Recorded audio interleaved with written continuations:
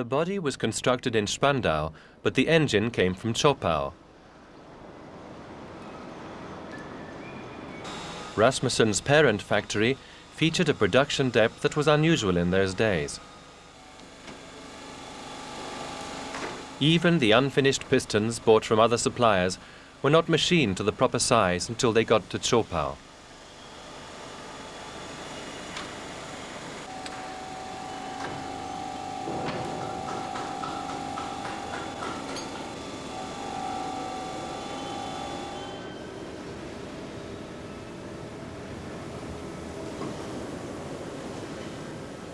Final assembly took place in Zwickau.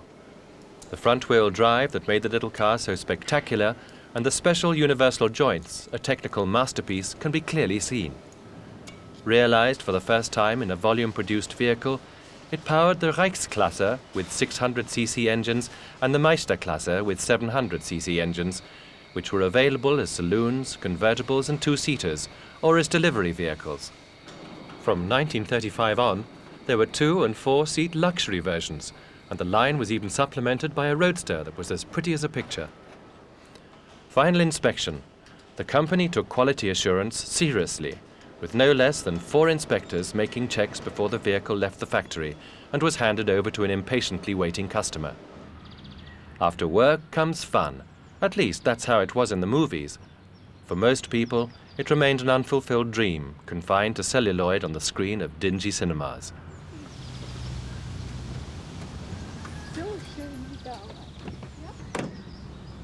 The automobile was and still is a beautiful thing. But a drive out to the countryside was always a source of pleasure, made unforgettable by the cheerful chugging of the 2-stroke engine.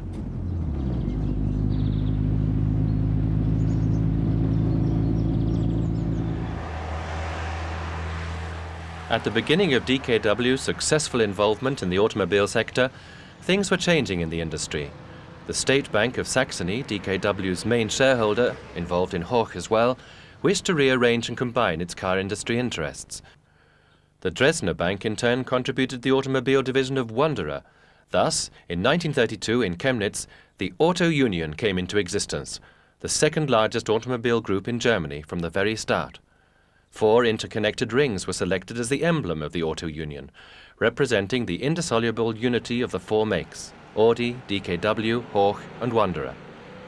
In the new group, the essential market segments from the motorcycle through the small and mid-size automobile classes all the way up to luxury cars were excellently represented. After a short time, development and testing work was concentrated at the group's headquarters. Central mechanical and body design offices came into being on Sheffield Street in Chemnitz. Each new Auto Union vehicle first took shape here in the form of a 1/5 scale clay model. Most of the designs spent the rest of their life on the shelf, a treasure vault that unfortunately has not survived. As a powerful demonstration of the innovative potential behind the 4 rings, the Auto Union set up its own racing department, where from the beginning of 1933 on, a 16-cylinder mid-engined racing car that was way ahead of its time was developed according to the plans of Ferdinand Porsche. On the Grand Prix racetracks, this totally new design became a feared opponent of established competitors such as Daimler-Benz, Alfa Romeo and Bugatti.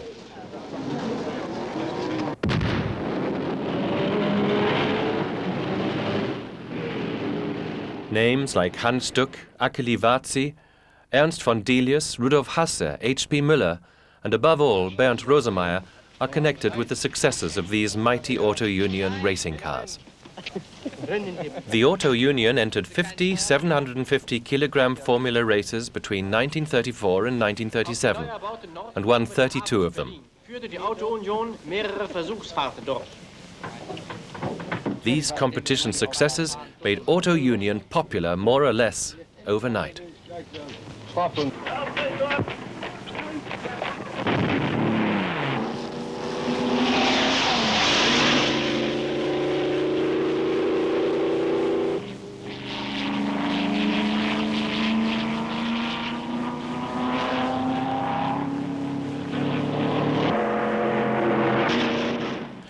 After Bernd Rosemeyer's tragic death in an accident during record-breaking runs, the Auto Union not only signed up champion Italian driver Tazio Nuvolari, but also several up-and-coming drivers that once again had started their careers in motorcycling.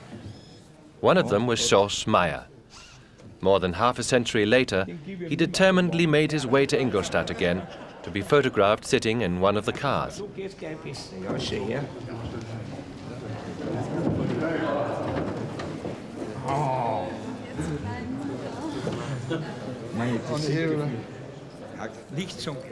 I can't believe it. We could have done with it being more comfortable. We were in here with, what did we have? 500 horsepower? For a long time, these high-tech products from the 1930s were thought to be lost, taken by the Soviets as reparations after the Second World War. A few of the technical masterpieces turned up again later after wearisome search efforts.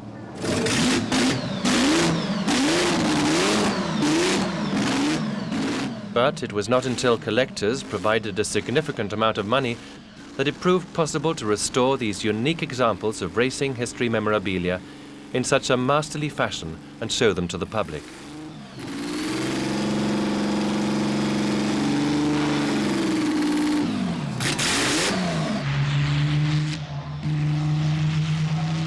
From 1938 on, the rules limited engine capacity to 3 litres. The Auto Union's response to this was the 12-cylinder engine designed by Eberhard von Eberhorst. He retained the engine position behind the driver, but made a variety of detailed changes. Once again, success was not long in coming.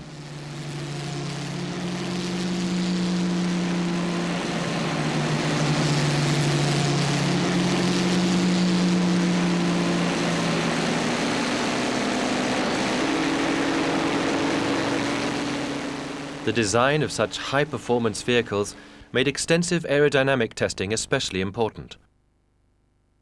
One of the most spectacular testimonies to this was the streamlined body for the 16-cylinder racing car that the Auto Union entered in the 1937 Aarhus event, and with which sensational record runs were made in the same year.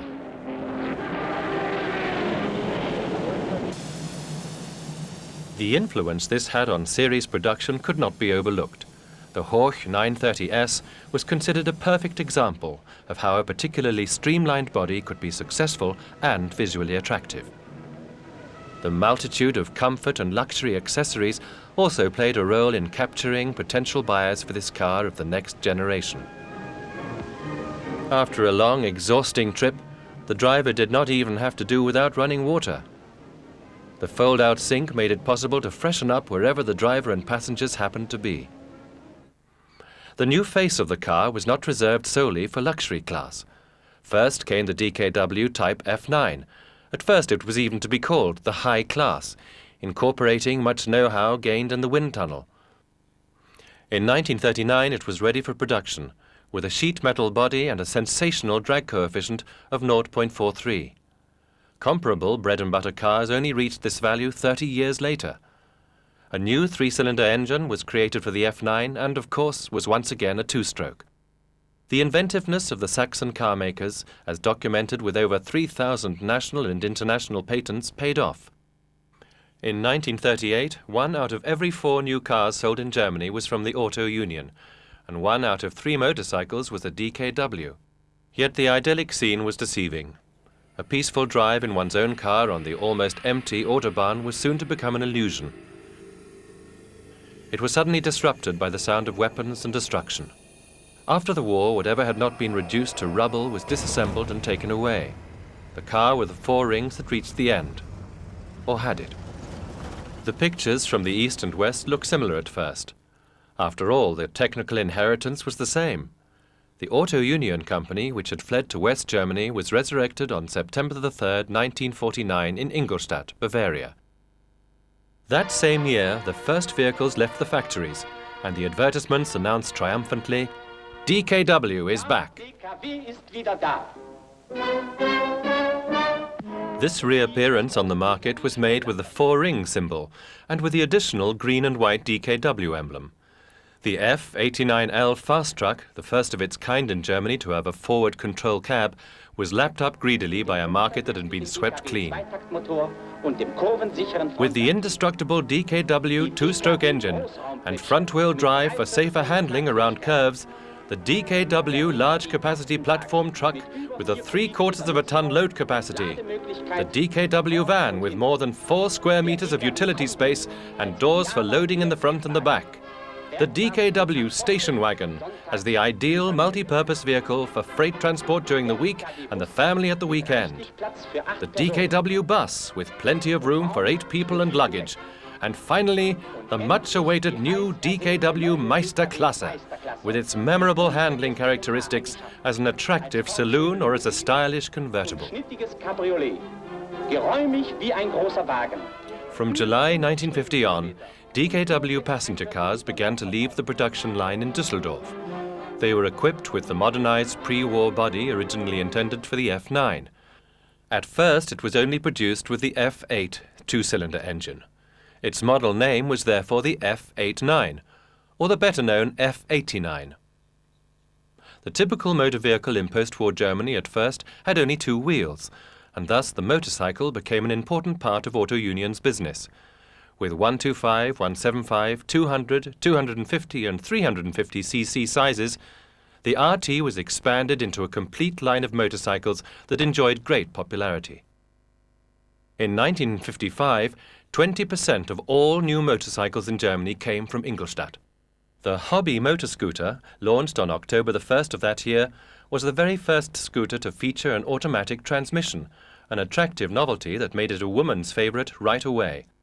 In 1956, before the end of the motorcycle boom began to appear on the horizon, the Ingolstadt company put a moped called Hummel, Bumblebee, on the market that featured another refinement, the first 3-speed transmission in this category.